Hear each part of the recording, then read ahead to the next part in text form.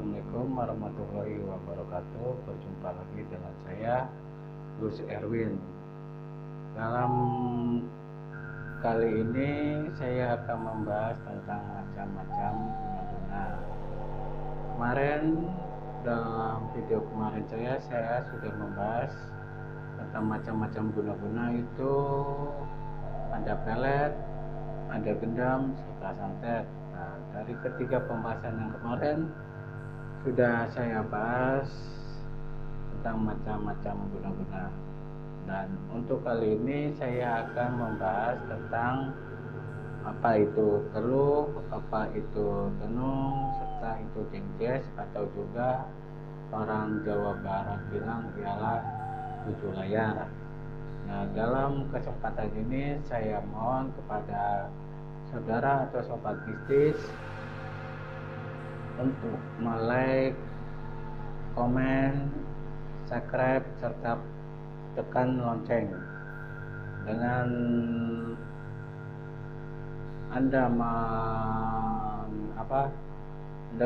like, komen, subscribe, serta tekan lonceng, dengan ini saudara atau sobat mistis membantu saya dalam mengembangkan video atau wawasan yang saya ketahui. Dan mudah-mudahan dengan saudara atau sobat mistis like, komen, subscribe, serta tekan lonceng, mudah-mudahan akan membantu atau menambah wawasan saudara-saudara sobat mistis sekalian. Untuk pembahasan kali ini saya akan membahas tentang teluh. Teluh itu ialah dari kebalikan dari santet itu sendiri. Sedangkan teluh itu ialah suatu ilmu yang dikirimkan melalui benda yang spesifik seperti jarum atau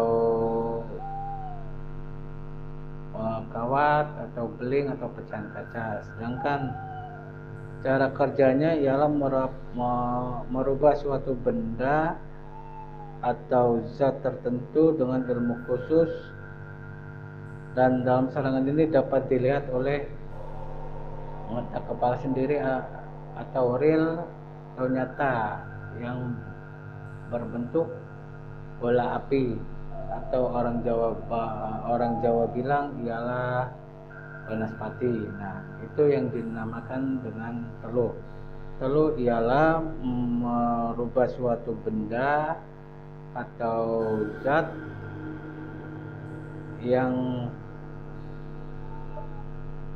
dapat dilihat oleh mata kepala sendiri yang nyata dan real, atau orang Jawa bilang ialah banaspati. Itu yang dinamakan dengan teluh. Sedangkan cara kerjanya ialah apabila kita kirim bola api atau banaspati itu kepada si target atau si korban, dia akan melesat masuk ke rumah si target, tapi tidak akan berbentuk atau tidak berwujud, dan nyata itu bunyinya nyata, seperti kita melempar melempar kerikil di atas genteng atau melempar pasir pure atau prak. Nah, itu ialah teluh. Sedangkan cara kerjanya teluh itu ialah si target akan mengalami benjolan-benjolan atau bentol-bentol dan dapat berpindah-pindah. Nah, itu dari kebalikan dari santet. Sedangkan santet ialah dia akan mengalami rasa sakit hanya pada satu titik saja dan tidak dapat berpindah-pindah. Seperti contoh, bulan si bulan kamu saya santet di bagian kepala. Nah, di bagian kepala itu saja yang dia rasakan, kan? Dan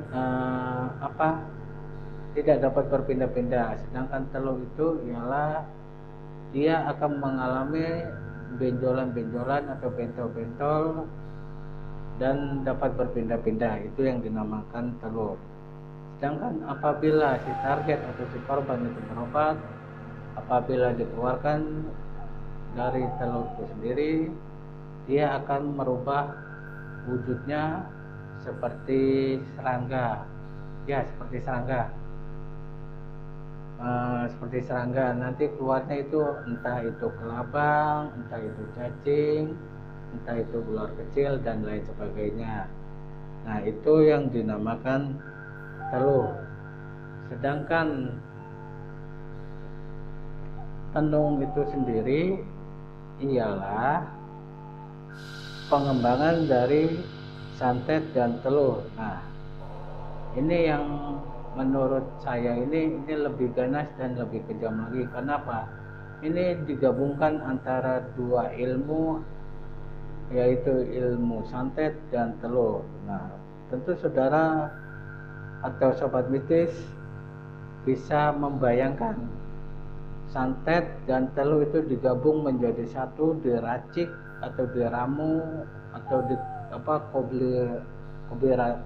ya digabunglah, istilahnya begitulah, digabung menjadi satu dan aplikasinya yang berbeda, dapat menggunakan barang atau benda mati atau hewan, bahkan telur segede telur kecil pun itu dapat dimasukkan ke dalam tubuh si korban. Nah, itu yang dinamakan dengan tenung.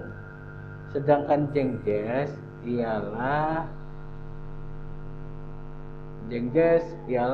santet. Ya, jengjes ialah santet, cuman dalam istilah lokalnya ialah jengjes.